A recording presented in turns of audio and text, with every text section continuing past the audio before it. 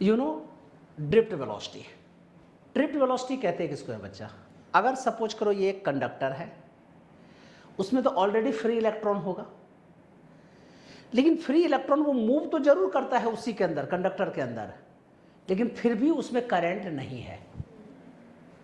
क्यों?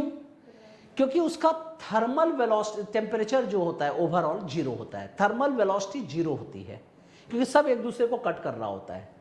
इस रूम में 50 लड़के भर दें और सब एक दूसरे से टकराते रहें और मूव करते रहें, क्या नेट डिस्प्लेसमेंट कुछ होगा क्या? नहीं होगा। एवरेज थर्मल वेलोसिटी कितनी होगी उसकी? जीरो। ठीक है।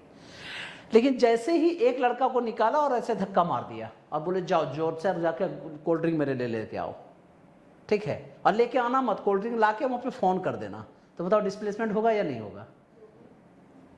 तो यहां भी वही है बच्चा कि अगर आपके पास एक कंडक्टर इस तरह से है और इसमें फ्री इलेक्ट्रॉन्स हैं, ठीक है, और ये फ्री इलेक्ट्रॉन मूव कर रहे हैं, तो इसका एवरेज थर्मल वेलोसिटी क्या होगी? Zero. u1 plus u2 plus u3 plus un is upon n is equal to zero. Clear है बच्चा? यहां पर हम फोर्स F लगा रहे हैं, जब चार्ज को धक्का मार रहे हैं तो फोर्स F लगा रहे हैं, तो F इज इक्वल टू क्या फॉर्मूला होता है बच्चा? QE, तो minus EE। F is equal to क्या होता है बोलिए? M इंटू A, तो A इज इक्वल टू क्या बोलते चलो बच्चा? तो minus EE upon M। Yes और नो? अब जब हमने इसको धक्का मारा तो इलेक्ट्रॉन का जो फाइनल वेलोसिटी है वो क्या होगा? तो V1 is equal to U1। देखो मैं जैसे V लिखता हूँ ना उसी तरह लिखना, तुम लोग बड़ा मत लिख देना। कैपिटल स्मॉल का बहुत झंझट देख रहा हूँ मैं, बहुत बच्चों को, बहुत को लिखना नहीं आता है। मैं जैसे लिखता हूँ बच्चा वैसे ही लिखना। V1 is equal to U1 plus A tau. Tau यहाँ पे टॉर्क नहीं है, ये रिलैक्सेशन टाइम है। ये क्या है?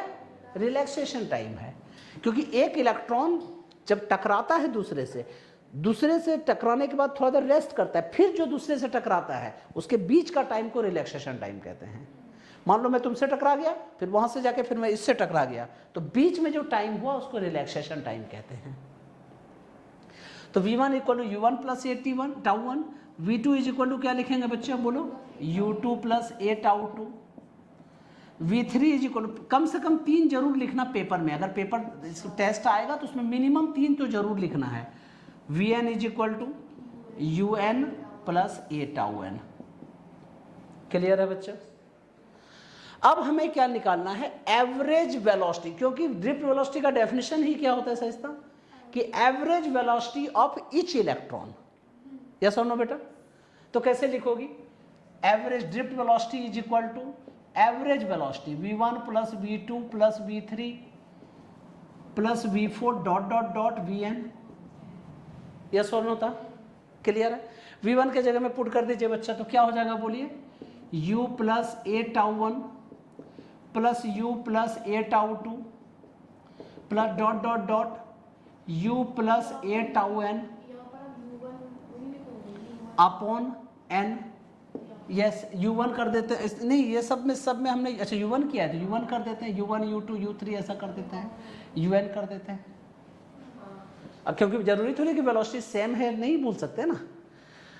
अब देखिए सबको पहले अलग अलग कर दो बच्चा। U1 plus U2 plus U3 plus dot dot dot UN upon n, और A को कॉमन ले लीजिए, तो tau one plus tau two plus tau three plus tau n upon n।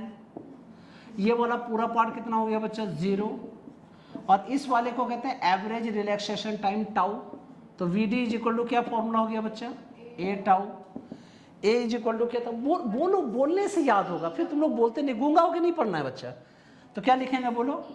Minus EE upon M into tau, this is the drift velocity. Magnitude wise क्या होगा बच्चा बोलिए? EE tau upon M। Clear है? This is the derivation of drift velocity in metallic conductor. Clear है?